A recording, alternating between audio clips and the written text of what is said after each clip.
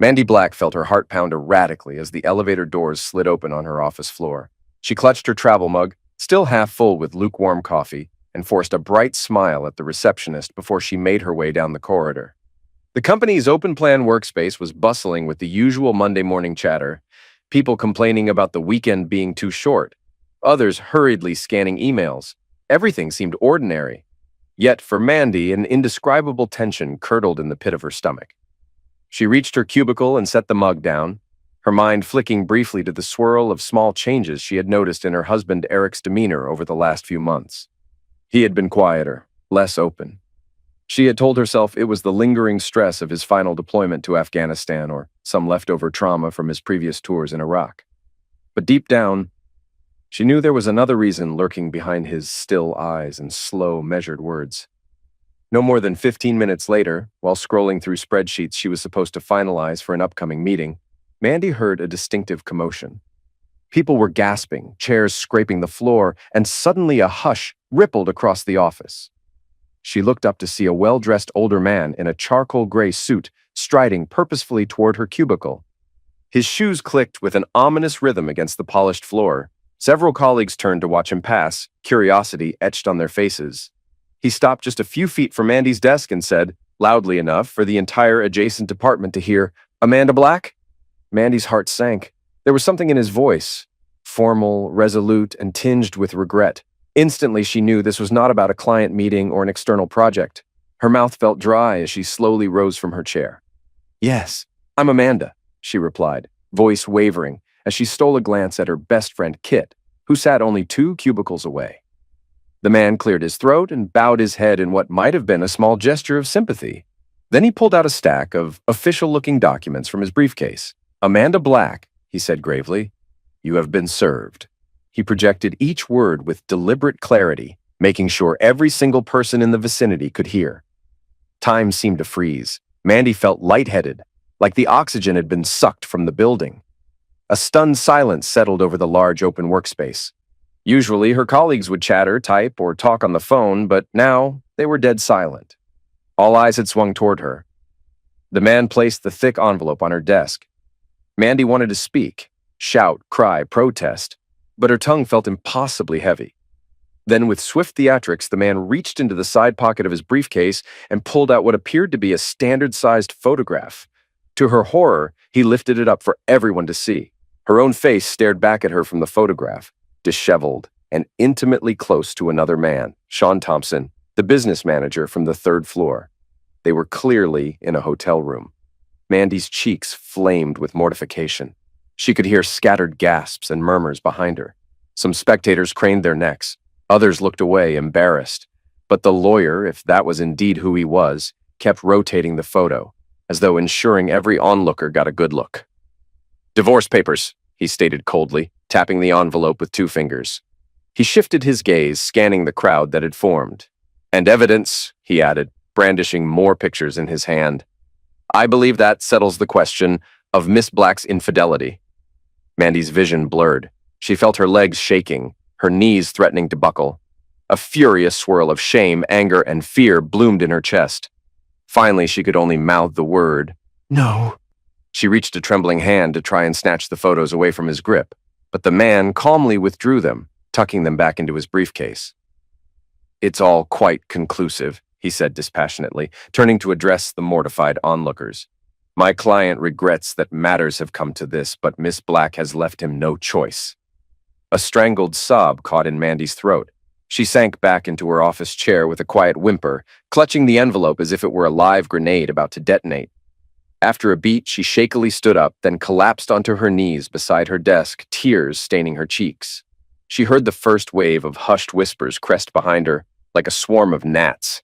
Everyone was gossiping. The once sociable, flirty blonde was now the center of the biggest scandal their branch had ever witnessed. Kit hurried over, her heels clicking on the laminate. She crouched next to Mandy and placed a comforting arm around her shoulders. "Mandy," she murmured, voice thick with empathy. "Come on, let's get you out of here, away from all these eyes."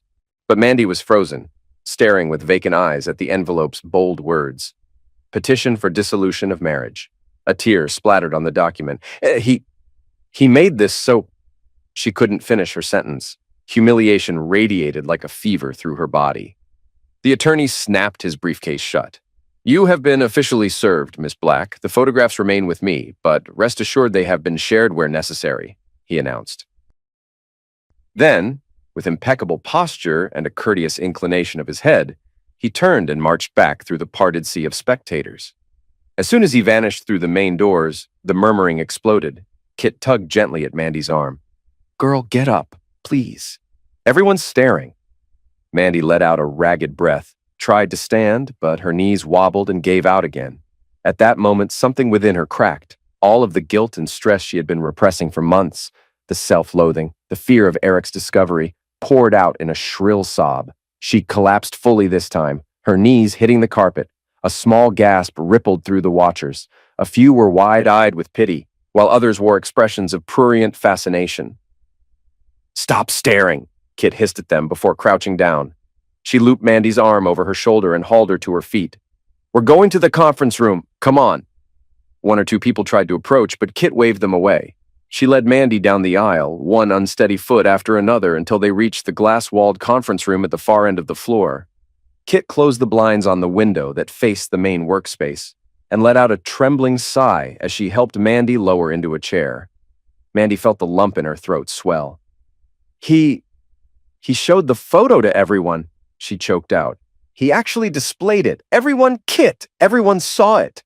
Kit's eyes burned with protective anger. "That is vile. I had no idea he'd do something so extreme." She glanced at the envelope in Mandy's hand. "Did Eric mention anything before this? Any sign he would do something so theatrical?" Mandy tried to speak, but a sob escaped instead. She could only shake her head. Another wave of humiliation and heartbreak tore through her as she recalled the previous night. Eric had barely said a word to her after dinner. He had locked himself in his study with a laptop. She had assumed he was searching for new job opportunities or finalizing some plan to leave the military behind. Now it was clear he had been orchestrating this final act of betrayal. For several minutes, Kit simply held Mandy while she cried. Outside the blinds, an endless trickle of coworkers ambled by, trying to catch glimpses or exchange hush-hush theories. Some took genuine pity. Others, after having witnessed the photo, felt she had gotten what she deserved. It was an emotional labyrinth that threatened to swallow Mandy whole. Then the door burst open, and Mr. Simon Samuels, the vice president and head of their branch, a tall, older man with precisely parted silver hair, stepped in, accompanied by the imposing John Davis from HR and Anna Prescott, the no-nonsense office manager, who also happened to be Mandy's direct supervisor. Their faces were stony. Mandy's stomach lurched at the sight of them. "Miss Black," Samuel said, ignoring Kit except for a curt nod. "We have a very serious situation on our hands." Mandy clutched the envelope.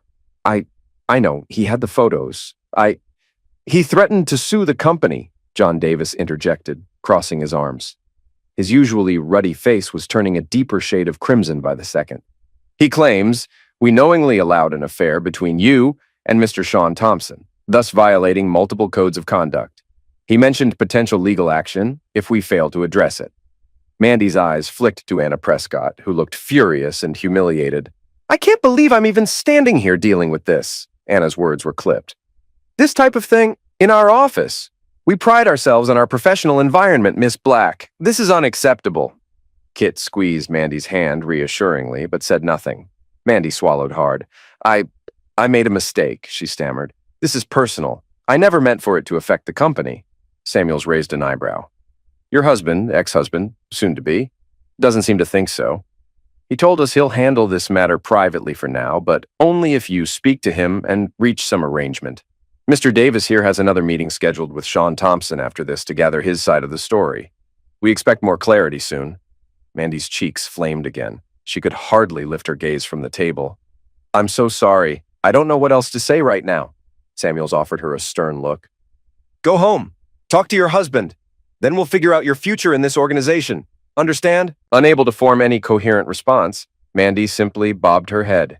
She rose from the chair, and Kit slipped an arm around her shoulders again. As they walked out, every occupant of the open-plan office seemed to freeze and stare. Mandy did her best to keep her gaze locked on the exit, ignoring the swirl of disapproving or prying eyes. By the time they reached the parking lot, Mandy was trembling uncontrollably. She paused beside her black Hyundai Santa Fe, rummaging for her keys, tears sliding behind the lenses of her sunglasses. God, Kit, how am I supposed to face him? He burned every possible bridge, humiliated me at work. And those pictures, everyone saw them. Kit gently rubbed Mandy's back. I don't know, hun. I wish I had the answers. But if you don't go home and handle this, your job is on the line. Your entire life is on the line. Mandy pressed her lips together, eyes stinging. Slowly, she climbed into the SUV. Kit watched her start the engine and back out of the parking space. Mandy gave a small, desperate wave, then turned onto the street. She had no idea that the worst was yet to come. The drive home was slow, weighed down by heavy traffic. Mandy could barely keep her thoughts straight. The humiliation of having her affair displayed so publicly warred with the gut-wrenching dread that Eric might do far more damage. He had always been a man of quiet intensity, but after returning from Afghanistan, he grew guarded, aloof. She had thought it was just the strain of being away. Now she knew he had discovered her indiscretions. It was the biggest betrayal of all, and it was happening to her. Twice on the highway, she nearly rear-ended the car in front of her because her eyes brimmed with tears. It took over an hour, but finally, Mandy pulled onto the street leading to their suburban home. She noticed something was off. Black smoke curled against the sky, drifting from the direction of her house. Her heart pounded. As she got closer, she saw orange flames licking at the windows. Her entire body seized with horror. She slammed the brakes and pulled over, practically stumbling out of the SUV. A pungent, acrid smell hit her nostrils. Several neighbors stood at a distance, some filming with their phones, others talking frantically. Sirens were audible, growing louder by the second. Mandy stared at the inferno that had once been her cozy, picture-perfect home. "Oh my God, no, no, no!" she screamed. "Randy, where's Randy? Somebody tell me where my son is!" No one answered immediately.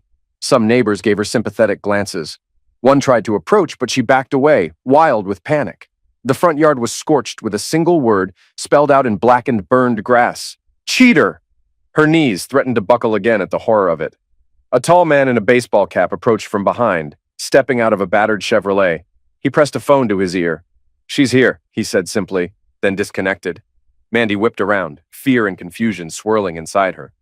"Who are you?" she gasped, but he just gave her a brief shrug and headed back to his car, as if his presence had been purely to confirm her arrival. The wail of a fire engine tore through the air. Through the smoke, she could see no sign of Eric's truck. Was that a relief, or a sign of something worse? She scrambled to the side, yelling at a neighbor. "Have you seen Randy? Have you seen my little boy?" Mrs. Johnson, an elderly woman from 2 doors down, emerged from the small crowd. "Mandy, dear, I saw Eric drive off earlier with Randy. He told me not to worry. He said everything was under control, then the fire started." Mandy's chest constricted with terror, shock, and heartbreak. He started the fire. How could he? Another neighbor ran up, phone in hand. "Mandy, the fire department's on it. They said they'll try to salvage what they can, but it's not looking good. You need to stand back. You're too close." Salvage. She swallowed a hysterical laugh. Everything was gone. Photographs, mementos, Randy's toys. She watched the flames devour years of their shared life. Her phone vibrated, startling her. She fumbled for it, hoping, praying. It was Eric or someone who had news about her son. She saw his name on the screen. With shaking hands, she answered. "Where's Randy?" she cried, tears blurring her vision. "Eric, you can do whatever you want to me, but please don't hurt our son." There was a pause before Eric spoke, his voice chillingly calm. "Randy's fine. He's asleep in the back seat of my rental right now," she exhaled sharply. "He's safe." Why are you doing this? Why did you burn our house down?" "Why?" Eric repeated.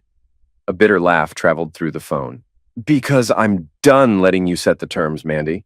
You think you can humiliate me, sleep with Sean while I'm serving overseas, and I'll just keep paying the mortgage on a house you invite your lover into?" Her stomach twisted.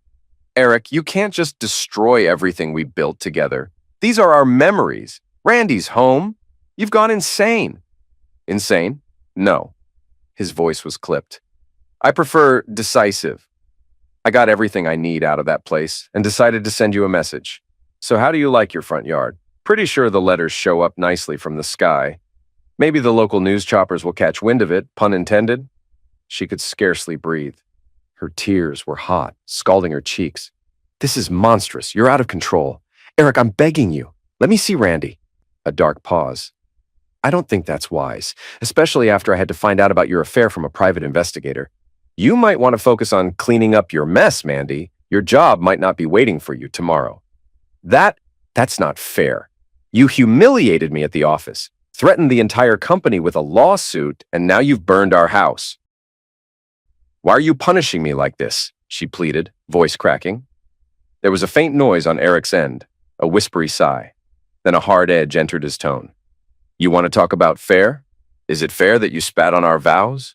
Is it fair that I came home from a war zone only to see videos of my wife moaning another man's name in our bedroom?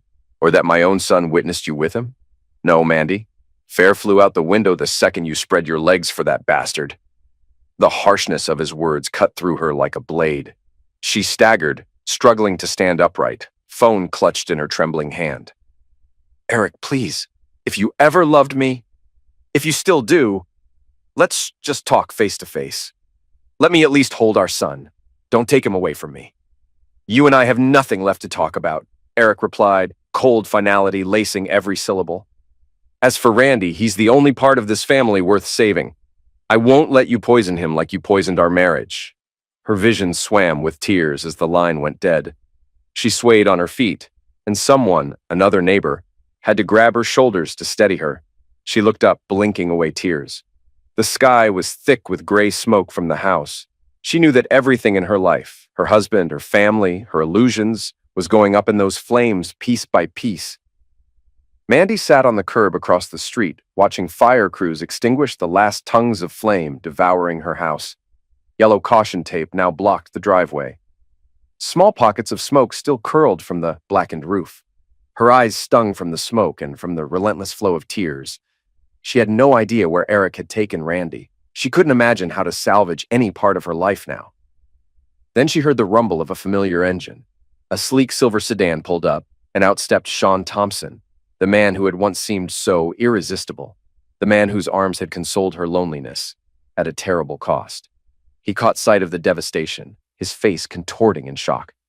Mandy, he called, rushing over. I heard from a coworker about the scene at the office, and the news is reporting a house fire. Are you okay? God, your face. Your clothes are covered in soot. She glared at him for half a second, torn between relief and anger. Part of her needed comfort. Part of her remembered that he was partially responsible for the meltdown of her marriage.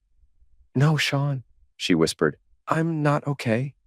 Eric, he did this. She gestured to the smoking ruins. He burned our house. He has Randy. And I don't know where they are. Sean's eyes widened. He crouched beside her, ignoring the curious stares of neighbors. Jesus, I knew he was furious, but I didn't think he'd... I'm so sorry, this is all my fault. Her chest tightened, recollecting the humiliating moment when the divorce attorney had waved that damning photo around the office. If she had never let this affair happen, none of this would have transpired. But there was no going back now. She heard the shrill ring of her phone once again. Her hands shook as she answered, half hoping it was Eric. Instead, a voice crackled across the line. Mandy, it's your father. We saw the local news. Are you all right? Where's Eric? Where's Randy? The mention of her father's voice made her stomach roil. Eric had revealed something shocking. That it wasn't her father who cheated on her mother during his Navy days, but the other way around. Everything she'd believed for decades had apparently been a lie. Dad? She choked out. Everything's ruined. He took Randy. My house is on fire. I don't know what to do.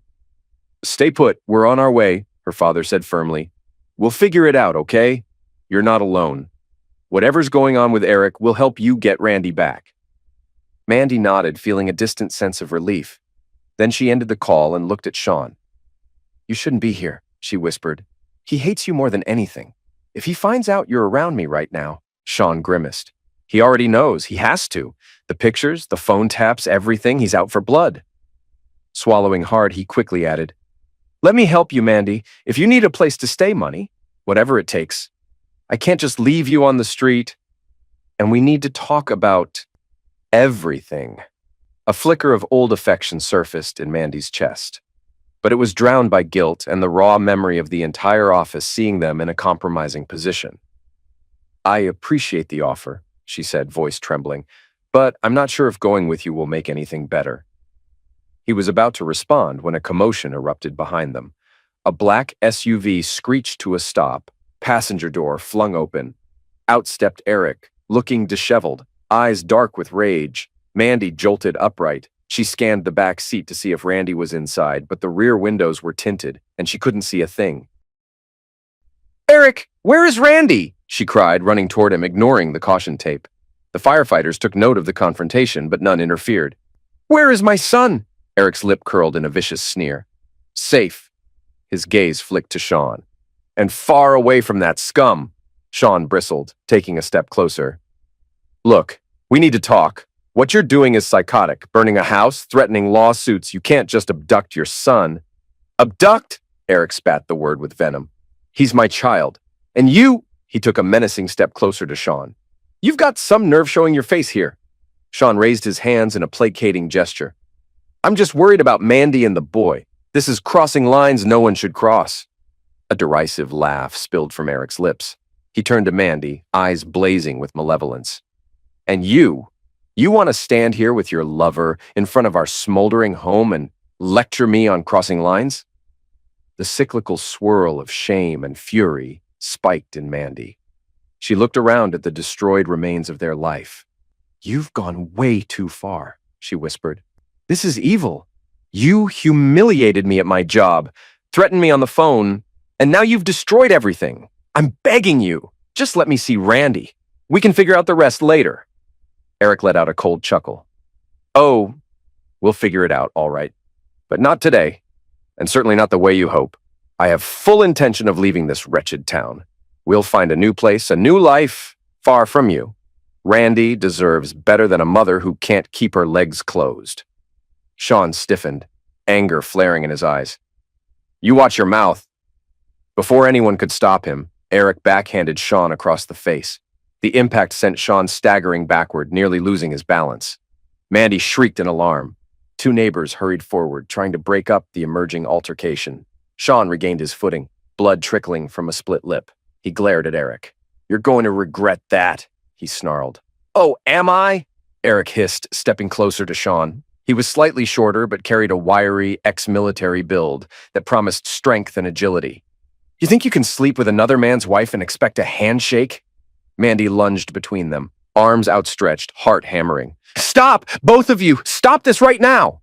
But Eric shoved her aside, forcing her to stumble on the uneven ground. She fell onto one knee, wincing in pain. Sean took advantage of Eric's distraction. He swung a fist at Eric's jaw, but Eric dodged nimbly and retaliated with a swift kick to Sean's shin, sending him to his knees. A collective gasp rose from the onlookers as they realized this was no simple spat. Tears blurred Mandy's vision. She had to end this madness. "Eric!" she screamed. "He's not worth it, please! I'm the one you're angry at, not him! Just let him go!" Sean, clutching his leg, managed to scramble backward. Eric stood over him with a contemptuous stare. "Get out of here before I break your neck." The tone was so dangerously calm, it made Mandy's blood run cold. Shaken and fuming, Sean rose with difficulty. "You'll pay for this!" he spat, looking more humiliated than hurt. He glanced at Mandy, pain in his eyes. Then, as though deciding it was best to retreat, he limped back to his silver sedan and peeled away in a screech of tires. Eric brushed invisible dust from his sleeves. "Coward," he muttered. Then he turned his attention back to Mandy, who was on the ground, tears streaming. The acrid smell of smoke clung to the air, matching the suffocating heaviness in her chest. She forced herself to stand, ignoring the pain in her knee. "Where is my son?" she demanded, trembling. "Give him back to me. I'm his mother." Eric gave her a cruel smirk. "Randy is in a safe location with someone I trust, so you can forget about waltzing in and taking him. I told you before, you've lost the right to call yourself his mother." Mandy was about to protest when she felt a wave of nausea twist her stomach. The stress, the heartbreak, the adrenaline of the confrontation, it all churned inside her. She doubled over, heaving, tears leaking from her eyes. Then came a jolt of a different realization. There was more to her symptoms than anguish and panic. She shut her eyes, trying to regain control. Eric's look of contempt deepened. "What's with the theatrics now?" You can't manipulate me with tears and sob stories. I'm past that. She shook her head, swallowing hard. It's not that, she whispered, voice catching. She had sworn she would keep this to herself until she was certain, but now, cornered, she saw no alternative. Eric, there's something you need to know. He crossed his arms, glaring at her with a mixture of boredom and anger. Well, spit it out. I got places to be. The next words spilled out in a torrent of desperation and regret. I'm pregnant. Silence. Even the crackling remnants of the fire seemed to hush for a moment. The firefighters were stepping away from the property, now that the flames were mostly extinguished. A few neighbors edged closer, clearly eavesdropping. Eric's eyes narrowed, confusion knitting his brow. Pregnant, he echoed, his tone suspicious, not concerned. You expect me to believe that child is mine? After I've seen what you do with other men? She pressed a hand against her abdomen, tears renewing their path down her cheeks. It's not yours. The words came out barely above a whisper. He stared at her, uncomprehending. Come again? She squeezed her eyes shut in shame. It's Sean's baby. For a moment, Eric seemed stunned into silence. Then a slow transformation overcame him. Rage, contempt, and a kind of perverse satisfaction all mingled on his face. He opened his mouth, but before he could speak, another car pulled up, screeching to a halt. Mandy's father and mother jumped out, their anxious faces scanning the chaotic scene. Mandy! Her father called, rushing over. He took in the charred house, Eric's hostile stance and his daughter's tear-streaked face. What the hell is going on? Eric offered a sardonic grin. Ask your daughter. She has a talent for— Enough, Mandy's father snapped. He stepped between them, his posture protective. Her mother hovered behind, eyes wide with horror at the wreckage. Where is my grandson? And why is my daughter in the middle of this war zone? A cruel smile curled on Eric's lips. Your grandson is safe with me. As for your daughter, maybe you should ask about her new pregnancy. Seems we're all finding out interesting things today. Mandy's father's eyes whipped toward her. Pregnancy? Mandy, is that true? She couldn't meet his gaze. The shame was too heavy. Dad, I'm so sorry. I made terrible mistakes. Eric seized the moment to twist the knife. She's carrying Sean's baby. And you want to know why your house is on fire? Because your dear son-in-law finally decided to defend what's left of his dignity. Her father's face hardened with a controlled fury. You have no right to keep Randy from Mandy, no matter what happened. And you sure as hell have no right to endanger people's lives by torching a house. You want to talk about dignity? This is barbaric. Eric stepped closer, glaring at Mandy's father. The older man stood his ground, fists clenched. I have every right, Eric hissed. I won't let a cheater raise my son. And as for burning the house, that was a statement, not an accident. Mandy's mother, Lisa, hurried to Mandy's side, laying a trembling hand on her daughter's shoulder. She eyed Eric warily. Are you insane? You could be arrested for arson, Eric. This is madness. Just, please, bring Randy back. Mandy's father nodded, clearly trying to keep himself from throwing a punch. Your vendetta won't fix anything. If you walk away with that boy, we're calling the police. You're kidnapping him. Eric's lip curled again. Try me. I've got enough blackmail on your daughter's affair to bury her in court. Child custody, visitation rights. It all goes out the window once the judge sees the pictures, the videos, everything I have on Mandy. No judge in their right mind will give her custody. Mandy's mother let out a small sob, covering her mouth. Eric, we understand you're hurt, but this is going too far. He barked a bitter laugh. No, Lisa, this is justice. Consider it a small portion of what your daughter deserves. That was the final straw for Mandy's father. He lunged forward, but a neighbor and a firefighter managed to grab his arms before he could tackle Eric. Eric stepped back, raising his hands defensively. You want to fight me too? Looks like your daughter's baby daddy already tried and failed. Mandy reached out, her voice cracking. Dad, please, no more violence. She turned to Eric. Why are you doing this? You weren't always cruel. The man I married would never have done something so heartless. Eric snorted. Then the man you married died in Afghanistan, maybe. He sure as hell didn't survive your infidelity. Before she could respond, he whipped out his phone. You know what? I've spent too long here already, and my son is waiting. I only came back to see if you'd arrived to gawk at your new bonfire. Now that you have, I'm leaving. Don't try to follow me. Mandy's father wrenched free from the arms restraining him, glaring. You walk away with that boy, and I swear I will follow you. I will tear this county apart if I have to. Eric rolled his eyes, then pressed a button on his phone. Almost instantly, a battered taxi van pulled up to the curb. The driver leaned out the window. Mr. Black? Need a ride? Yeah, Eric said curtly, stepping around the small group. Just give me a second. Mandy, trembling, tried one last desperate plea. Eric, please, I'm begging you, let me see Randy, or at least let me talk to him. He's only 3, he's probably terrified. A flicker of pain crossed Eric's face, barely detectable. He's not terrified, he's with his father, the one who actually cares about him. I'm done talking. Goodbye, Mandy. If you try to come after me, you'll regret it. And with that, he slipped into the passenger seat of the taxi. The door slammed shut, and the van rolled away. Mandy stared after it, her face lined with tears, her entire soul hollowed out by despair. The only thing left of her marriage was the smoldering ruin behind her and the devastating knowledge that Eric had abducted Randy, leaving her pregnant with another man's child, and no idea where to turn. Her father placed a trembling hand on her shoulder. Mandy, he whispered, we're calling the police. We'll tell them everything. She choked out a small, mirthless laugh. He has photos, videos, evidence of everything I did, Dad. He'll twist it all, show I'm an unfit mother. I've lost my son already. She sank to her knees on the curb, face hidden in her hands, and wept. The world around her felt shattered beyond repair. Lisa knelt beside her daughter and embraced her, while Mandy's father dialed 911, explaining in a grim, measured tone that a child had been taken by a potentially dangerous ex-soldier. The neighbors hovered, uncertain whether to step in or leave. The sizzling remnants of the house popped and crackled. Thin wisps of smoke still spiraled into the cloudy sky. In the center of it all, Mandy saw a future as bleak as the blackened timbers before her. She had done terrible things, but nothing could have prepared her for the cruelty Eric had unleashed.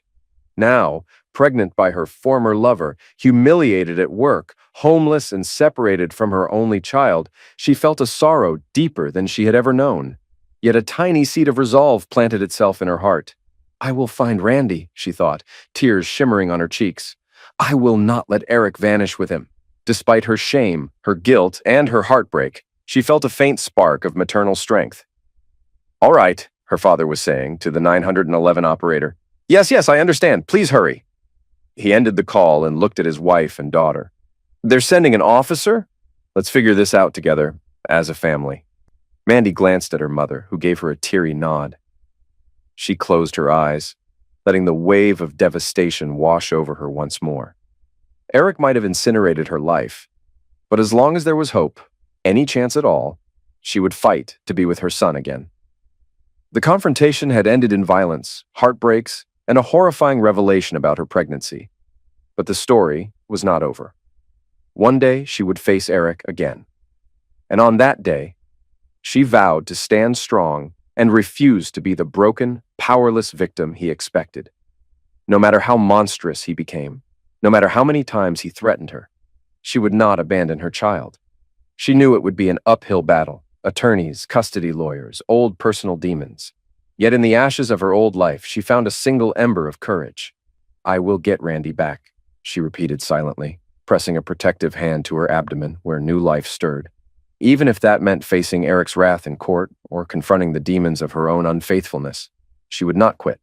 She had already lost too much. She would not lose her children to the man she once loved, or to the man who had shown himself capable of turning into a ruthless villain, hell-bent on destroying everything in his path. Sobbing quietly, she leaned into her mother's arms. In the distance, the sirens grew louder. The long road to justice and redemption had only just begun.